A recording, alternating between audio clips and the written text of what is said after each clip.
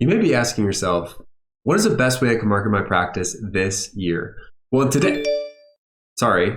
Oh, it's an Instagram notification. Oh, my sister's dog is so cute.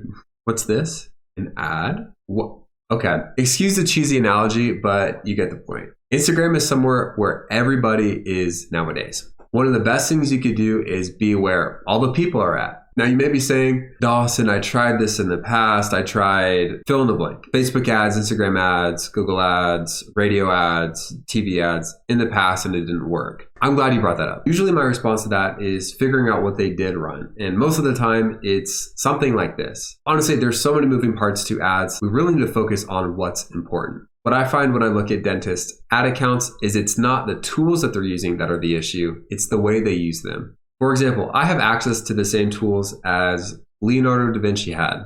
I have paintbrushes, I have paint, I could find wood or a canvas, whatever he painted on, and I wouldn't get this. There's a big difference between having the right tool and not using it the correct way. In this video, I don't want you to lose the point. I don't want you to get so caught up in Instagram or Facebook or Google that you really lose the ultimate meaning. Now, of course, I'll give you some technical advice on Instagram that's hot right now, but social media platforms change just about every week. Every week there's a new update. Every year there's new apps that come out, new places to advertise. So it's really in your best interest to learn the principles and apply that to the platform. Now you may be saying to yourself, Dawson, what do you know about timeless marketing principles? Do you know? Do I know what? I'm glad you asked. So don't take this from me, take this from these legends. Claude Hopkins, one of the best advertisers ever, considered the godfather of advertising. Taylor Swift's social media manager, 2 Harvard professors, a world-renowned psychologist, and then the godfather of copywriting. So today we're going to look at those marketing principles, but I'll throw in some tactics in there as well. What's working right now?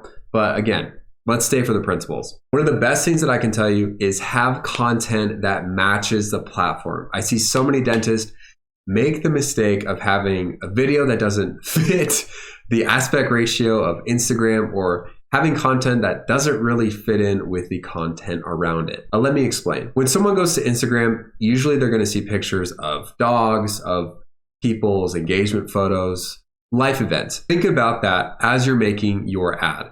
How does your ad fit in with this type of content? If someone's looking at a picture of their friend's dog and right after it, it's exclusive offer and it's flashing and it's $49 for a new patient exam, people are going to, they're not even going to notice it. They're subconsciously just going to scroll right past it. Look at me. We need to figure out a way to really bring them into the content as opposed to being too outward facing. On top of having content that fits and flows nicely with the platform, you also need what's called a hook point.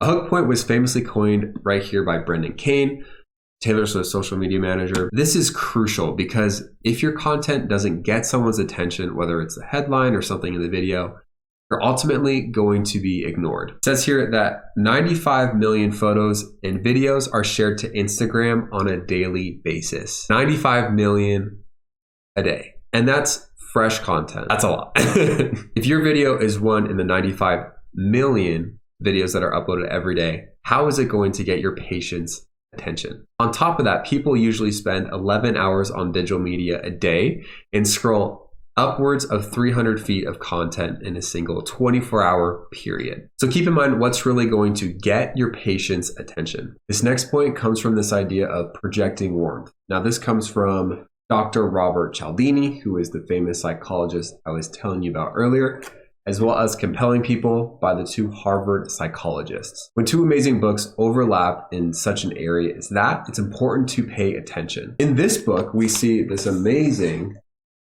little caricature there.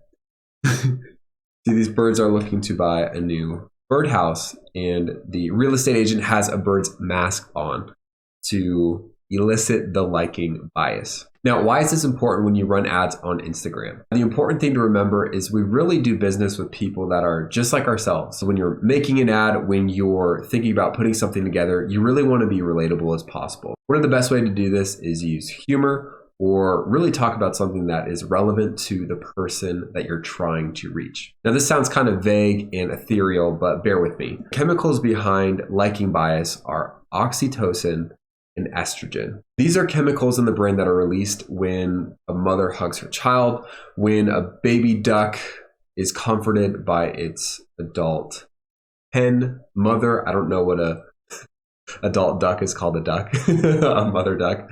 But these chemicals are associated with bonding. This is really important in order to establish trust. Trust in any instance.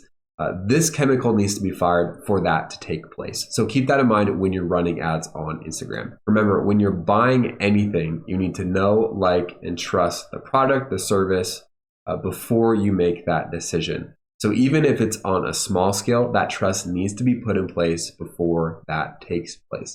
One of my favorite things in this book, Compelling People, is it talks about not only projecting warmth, but also projecting strength. Now, as a dentist, you naturally project strength just by the nature of having your white coat, having spent years and years in education learning about teeth, having your own practice, having employees, people around you. This creates the image of strength and authority. So when someone comes into the office and they're talking to you, odds are they're naturally going to be a little hesitant, a little even fearful sometimes. That's part of the stigma behind just going into a practice in the first place. That's one of the things that makes people so uncomfortable, is just this strength paradigm. Is there's so much strength being projected and not a lot of warmth. So they get the feeling of being cold, kind of like not looked down upon, but just kind of tiny, if you will. The dentists that do the best are the ones that are able to project the most warmth. They hit on this so well. They talk about, for example, Bill Clinton. Bill Clinton was one of the, regardless of morals or character. Don't go there, all right?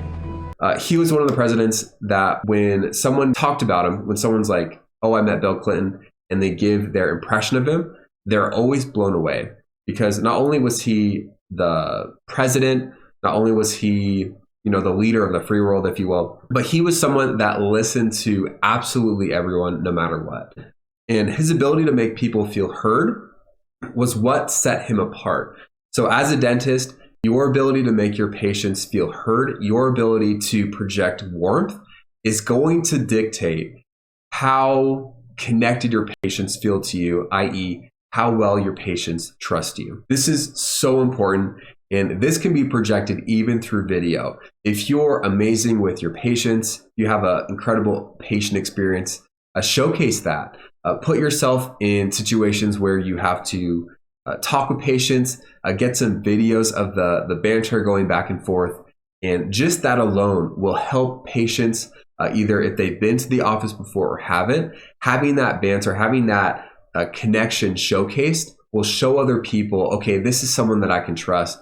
This is someone that I can truly, that not only knows about teeth, not only does an amazing job, but can also connect with me and really understand me. All right, let's talk about headlines. What you say in your caption matters. In fact, in this book here, Breakthrough Advertising by Eugine Shwartz, he talks about copywriting professionals spending anywhere from a week all the way to a month just to find a headline. Let that sink in. Imagine spending 4 weeks of your life trying to write 6 words.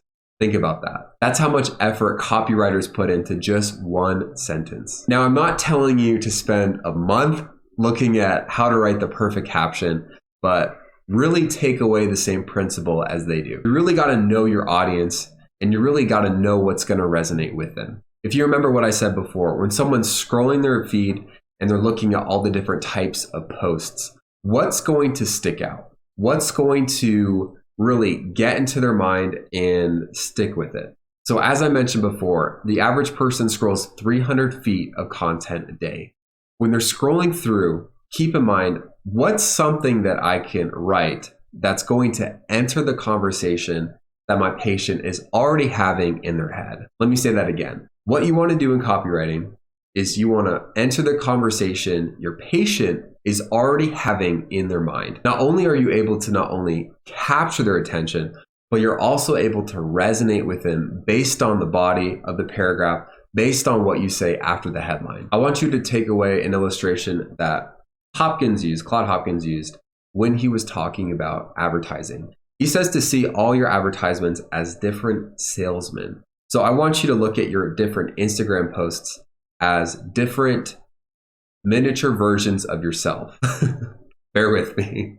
If you only had one opportunity to talk to your patient, to convince them to come in, what would you say? This will help you focus on the interaction between your patient and your post. When they're reading your post, what questions are they going to be asking themselves? What are they going to be thinking as they're not only watching your video, looking at your picture, and reading your caption? These are the questions you want to answer in your post and lead them closer to coming into your practice. All right, so what are some tips on what's hot on Instagram right now? What I'm seeing work not only on Instagram, but also on other platforms as well, is engaging, fun, educational content. You really want to focus on giving as much information to the patient that's valuable instead of asking them to do something. What's something you can give the patient that not only teaches them about the potential service or even product that they're going to buy, but also does it in a way that's entertaining? If you're trying to get more Invisalign patients, think about ways you can educate the patient on Invisalign while at the same time entertaining them throughout that video. Take the potential patient through the journey, the average life cycle of someone that gets Invisalign. Putting this together, talking all about what they need to know, how they need to prepare for it, the costs, what they can expect, potential pains, maybe even potential side effects, headaches, anything like that.